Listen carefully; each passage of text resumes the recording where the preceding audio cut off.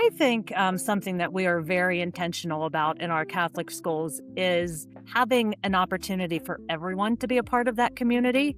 We are not, most of our schools have many, many students that are not Catholic. So we are very inclusive. We are welcoming to students of all faiths in our communities. And I think it is a very safe space. It is very much family oriented, right? Families are huge partners, right? Like the parents are the first teachers, right, of their Yes. students. Hello, everybody, and welcome to the Brighter Together podcast. My name is Janet Courtney, and my special guest today is Kim Gorr.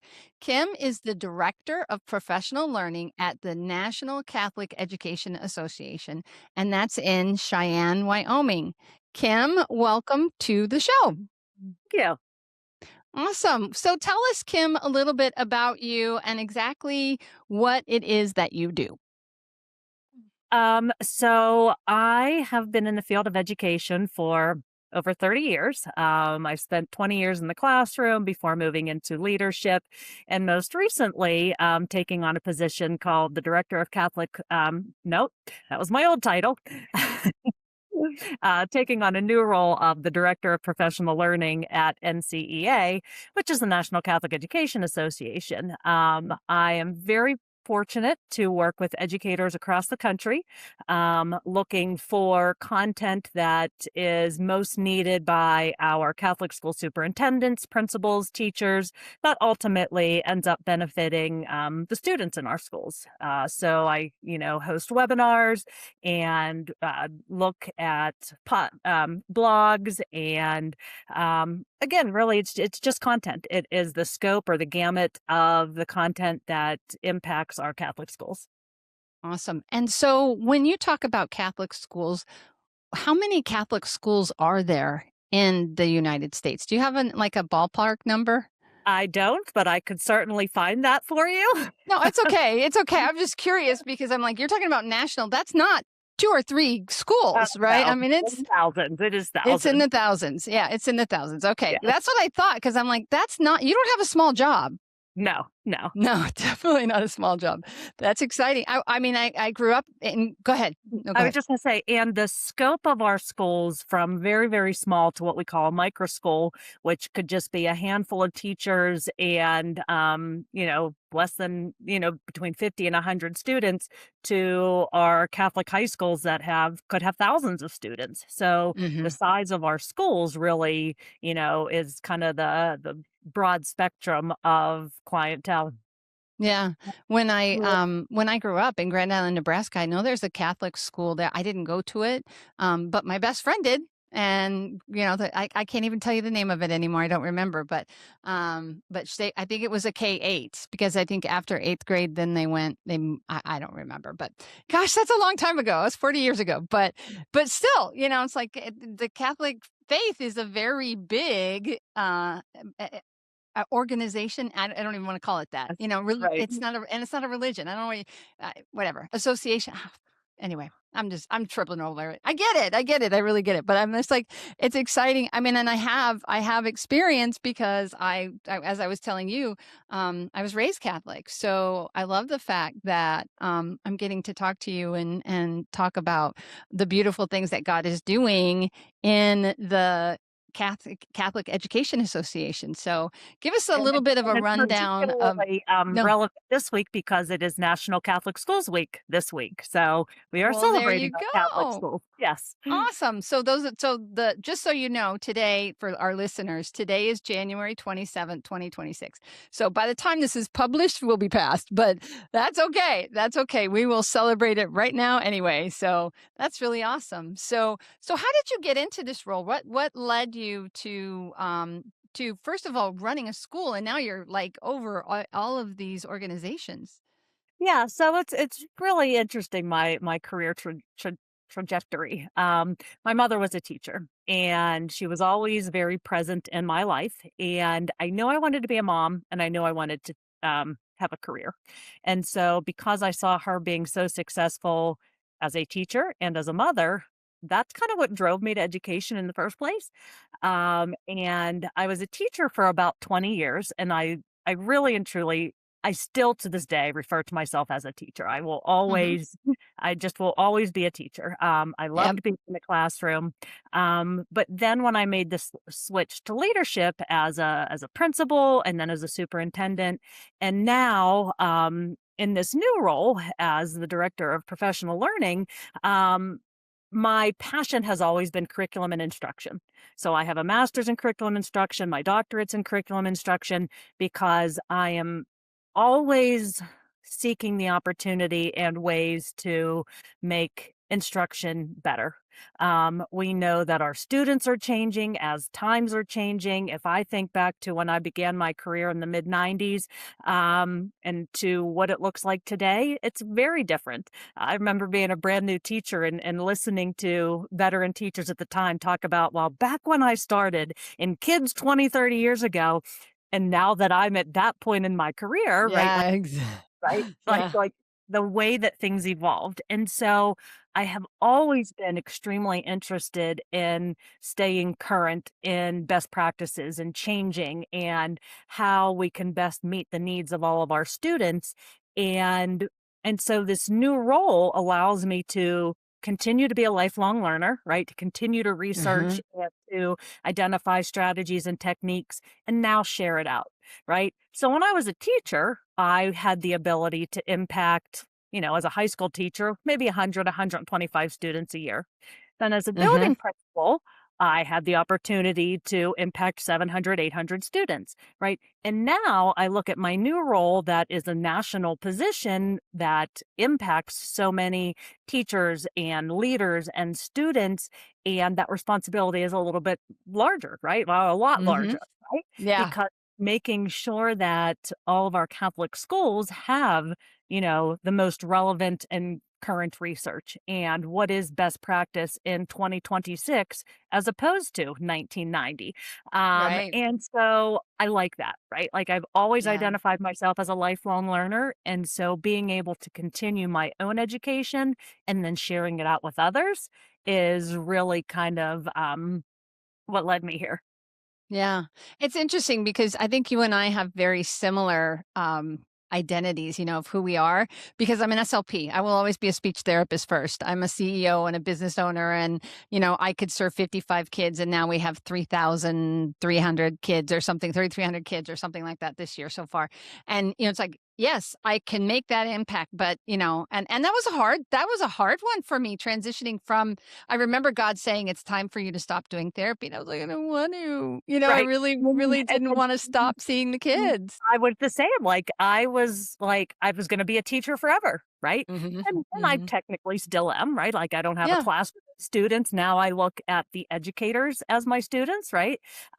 But yeah, that's exactly yeah. how I But feel. the impact that you and I are making is a huge one, and a God ordained one. And that's the best thing too, is to just know that you're in God's will and doing what He's called you to do is it's an amazing thing. And He never gives us more than we can handle. I don't think anyway. And He guides us when I never aspired to be a business owner. I never aspired to be a CEO, but he called me to it. And so, he calls you.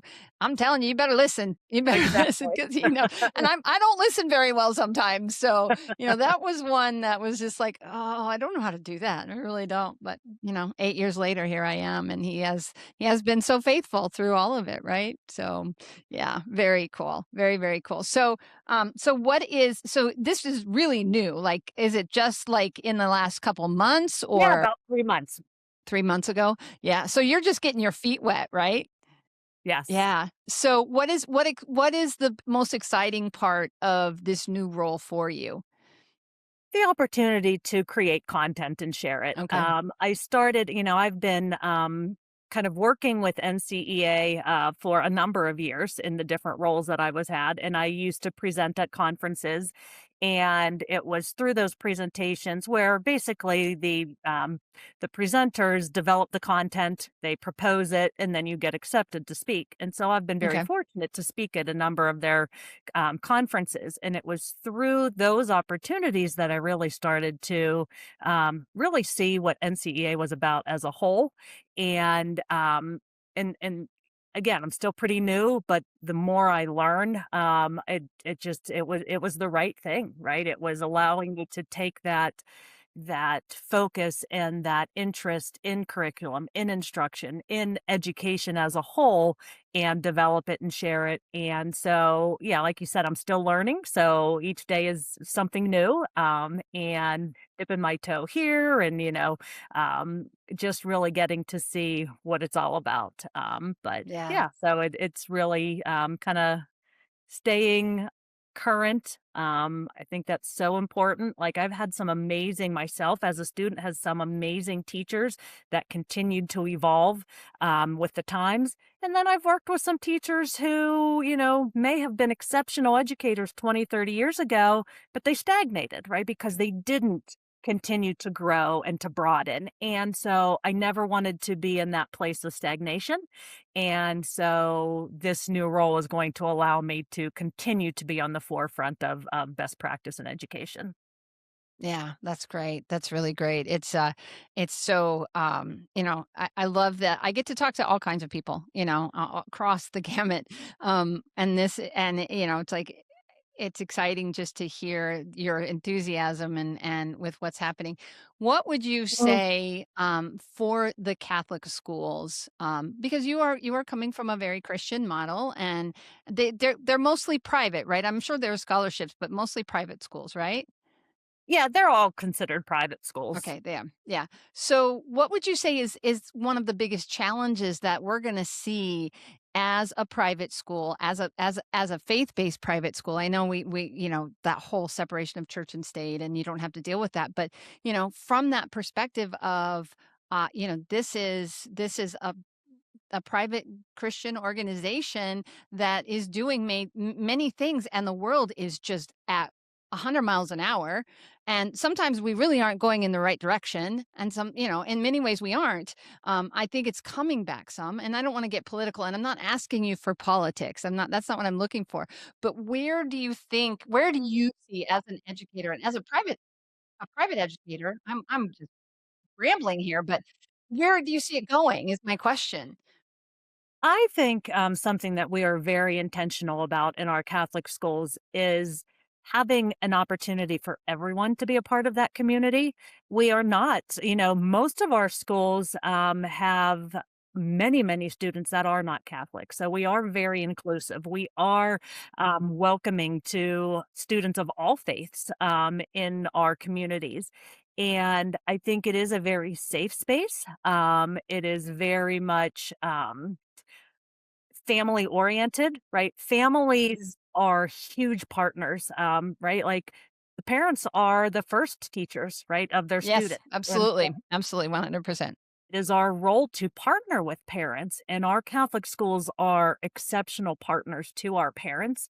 And providing, one thing that we're constantly looking for are ways to provide opportunities for all students to have the ability to attend a Catholic school if they desire. We are moving in the direction that many, many states are starting to incorporate school choice, which is opening that door for more Yeah. families. And probably one of the things that I hear a lot of as not necessarily a concern, but maybe a disconnect, is we do have a lot of families choosing to homeschool. Mhm. And so it's how do we either partner with those families, or if they haven't explored our Catholic schools, showing that the Catholic schools are a great option for families that are looking for a change. And most of our schools do provide some kind of scholarships to make that Oh, opportunity nice. available to students. So there are a lot of ways to, if you, there are families out there that think, I'd love to send my kid to the local Catholic school, but we can't afford it. Well, I would encourage them to reach out to that school because there might be opportunities that they aren't aware of that the school leaders would absolutely find a way to help them come to the school. Are you struggling to keep speech therapy fully staffed or tired of high turnover? You're not alone. At Lighthouse Therapy, our speech language pathologists are seasoned professionals, and most of them have over 16 years of school based experience. They're not just qualified, they're consistent, relational, and results driven. We offer 3 flexible delivery models: virtual therapy, hybrid therapy, and in person therapy. It's speech therapy done right for you and your students. Learn more at lighthouse-therapy.com/brighter together.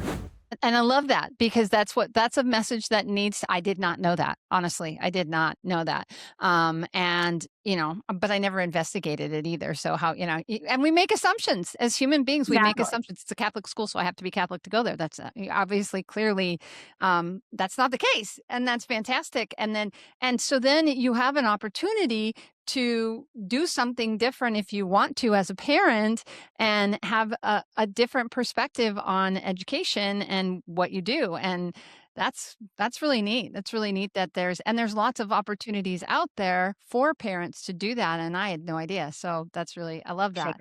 Yes. And you get a chance to serve. That's the thing about educators. We serve, right? And So one of the greatest things when I've worked with teachers, in my role as principal and superintendent, and now in my current role, if a teacher has come from a different environment and has found their way into a Catholic school, one of the first things that they say that they really appreciate now is the ability to talk about God with their students. hmm Have that freedom that if a student is going through a rough time to say, well, let's pray with him or her. Um, hmm be able to have that freedom and that luxury of bringing faith into the classroom, and it's integrated through all components of the education, not just in the classroom, but it goes into the athletics, right? As a high school yeah. principal, Oh, yeah. it was always amazing to me when our teams, before they would either tip off or kick off, right, would say a prayer, right? Like, hmm so you have two teams in solidarity, recognizing that, yeah, we're here to compete and we're here to have fun, but we're recognizing God first. And so that is Yeah. a luxury that is not afforded unless you're at a faith-based school. And what's beautiful is I'm seeing that. I'm seeing it in other schools. I'm seeing my son, after, oh, this is going to get me emotional. Oh, sorry about that. Oh, goodness gracious. You're seeing it on TV. You're seeing these famous, college athletes and professional athletes praying and Yes, thanking God. And it's like, yes, right. yes. And my son, if I can get it out without crying, good grief. He went to a public school we homeschooled some. My kids went to a public school for quite a bit at the beginning. And then I homeschooled for 8 years. And then they all went back to public school for different reasons, all for different reasons. But he wanted sports. He wanted to have football. He ended up wrestling. And the wrestlers, every meet, would get down on their knees and pray. And it was a public school. And I love that for them. And, I'm a Christian. I raised my kids that way. God is such a huge part of who we are and what we do, and all of that. And for them to recognize and to be able to do that. And I know there isn't, not every school can do that. But it's beautiful to see when it is allowed and when they do. So, and then just have it be a part of your culture. It just becomes, because God isn't just, it was funny. My pastor this weekend was just talking about, are we looking at the big picture? And he was talking about faith and being a Christian. And it is not a label that we wear sometimes. It needs to be. And he was like, the church is not an institution. The church is Jesus Christ and his message, and us as human beings. And my previous pastor was the same way. He's like, the church isn't the building. The church is the people that are in that building. And so that's really neat. And I love that. And I love the fact that those kids can come and be able to do that and not have to worry about it. Yeah. Exactly. Yeah, awesome, awesome. So what would you say as an educator that is the biggest challenge for the Catholic schools right now in 2026? Probably enrollment, right? We're Okay. always, wanting to make sure that families know that there is a space for them. So that's always something that we are working towards to making sure that people are aware, right? Mhm. That they are welcome and invited, and that there are opportunities for them to get there. Um, but not just that, I think, and this is a problem facing all of our students today, and it is the prevalence of technology and social media and things that are starting to really impact so much of their lives. We're starting to shift across the country with schools and states, saying a phone free zone. But we're doing currently doing a reading a book called The Anxious Generation, and Mm, it good is book. Yeah. uh, it's amazing, but it's also sad, right? It's scary, right? I've already told my sons that whenever they decide to get married and have kids, the first thing I'm getting them is this book, right? Because I want them to be aware of these things that are facing kids today and how that we as adults and as parents and as educators can combat and really help what is becoming a crisis in our country. And so the more that educators know about recognizing the signs of whether it's depression or emotional, um, you know, problems that are a lot of it coming from their exposure to technology, in many different facets. We just need that skill set and that ability to help our students. And not Yeah. only that, to take a step further, to help our parents recognize. We talk a lot about these safety parameters that we put on playgrounds and on school buses. But where are those safety parameters around technology, right? And so it's just that Mhm. awareness and that understanding, and I it's not going away, right? Like, technology is No. certainly not going away. So how Mm-mm. do we help kids navigate the use of technology and AI? And even so much as recognizing, well, is this real or is it AI, right? Like, is this right? So, we're Yeah, it's just kinda scary now. It's looking more right? and more real. The Yeah, next right? iteration, it used to be the hand was out of place or the this Yes, shoulder looked yes. weird or whatever. They're not it's not that that's not the case anymore, and that was, like, in 2 what, 6 months, they figured all Yeah, of that out? yeah. Whew, yeah, Yeah, so that's I mean, that's definitely a concern that I have. Not a concern, but it's something to be aware of, right? yeah, And to yeah, help our educators and parents, recognize signs if there's a problem or how to mhm, intervene and really to put some limits on some of those things. But yeah, yeah. I think that's impacting all of us. So Yeah, oh, for sure, for sure. My cell phone is sitting right there. I have it on yes. mute, but it's there. It's there, and Yep. it tells me when I've used it, how much I've used it each week, and if it's more Yeah. or less. I'm always happy when it's less, but, Yes. it just is, and it's just but it's also a tool, but it's not Yeah. even a phone anymore, it's like, that's like the kids don't even think of it as a phone. It's like, "Oh, yeah, it does make phone calls, doesn't it?" You know? My sons don't even Computer. have their volume on their phones, like, when I call No. their they don't have Yeah. the volume "Sorry, I on, was so on silent." Yeah, yep, that's what I get. yep, "Sorry, I was silent, mom." It's always on silent. yep. I'll get back to you," especially my youngest who's in Michigan. He's like, "Yeah, I'll get back to you, mom." And it's like and he does. I mean, he does. He's a good kid, but, not a kid anymore. He's gonna be 24 this year. Ooh, that's my youngest, but, they grow up so fast. But you just Ditto. you I think you hit the nail right on the head, and and when you said, it's like anything else, and I love that, was if you use it to excess, that's the biggest problem, and it's addicting. We know that it can be addicting, and especially the younger you are, the easier it is to feel addicted to it, like you can't put it down.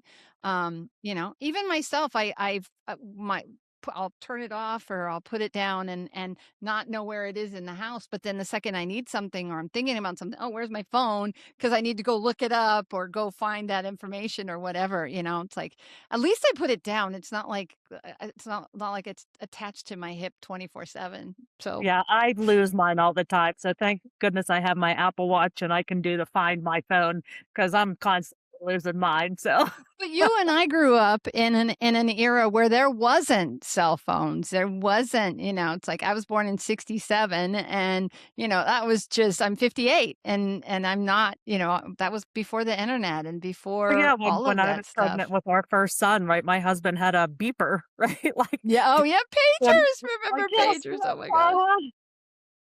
so, Mhm. no such thing There as you phones go. at that point. Yeah. Yeah, I was so impressed with my husband when I met him because he had a bag phone in his car. He had a phone in his car, that was really cool. We've been married 31 years. He's still cool to me, but, but that's just it. It's just like it's so fast. I think that's part of the problem too, is how fast it is and how It's fast it's evolving. changing. Yep, Yeah. for sure. And how do you navigate that? Right, yeah. I don't know. Yeah. You get to do that. You get the curriculum and tell us how to do that. I ask the questions. I don't have to answer them, right? Have the answers yet either. So the more education we have, the more skills we have, the more tools we Mm, have, the better, but yeah. Yeah. no magic pill yet. No, and there's never gonna be. It's all about discipline. You've got to discipline yourself, and as long as you see the technology as a tool and not a necessity, because you go back to my childhood in the '70s, we didn't have any of that, and we were just fine. It's like See, I love the books or the movies where they apocalyptic, this horrible thing happened, no more technology. It's like, how is that an apocalypse? I'm sorry. If you can, I mean, if the pioneers made it, we didn't always hear what happened to Aunt Ethel until she was dead for 10 years. But, it's just is like, it didn't, and when you think about the grand scheme of life and what we're doing, we only have today. We're only given today. So, use today to the best of your ability and scrolling isn't, Sure. and yeah, isn't No, always that's not it. the best. Yeah. So okay. So I want to give you an opportunity to tell people how they can find more information about you and about what's happening at National Catholic Education Association, because I'm sure there are people that would love to reach out and have questions. Yeah, for sure. So, you can find me on LinkedIn, but definitely ncea.org is our organization's website. A lot of great resources there, a lot of information on how to get involved. So, teachers can either join with their school. We certainly invite and encourage dioceses or individual schools to join, but even individuals can join as their own.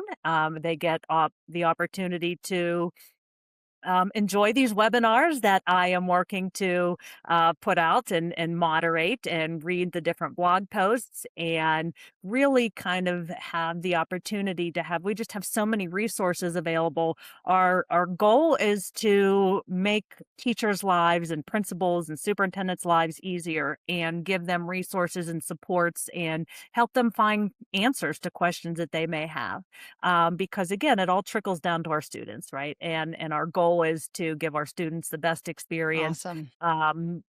with their education. And yeah, so I would definitely invite people to reach out to that website, and reach out to me, and I'm happy to connect them with any supports or resources they might need.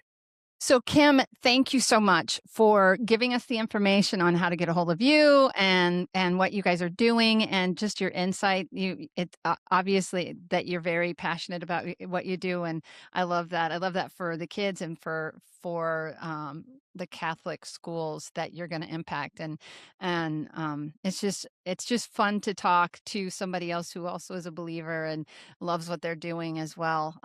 So, thank you so much for coming on the show. Absolutely. Thank you for the opportunity. I've enjoyed it.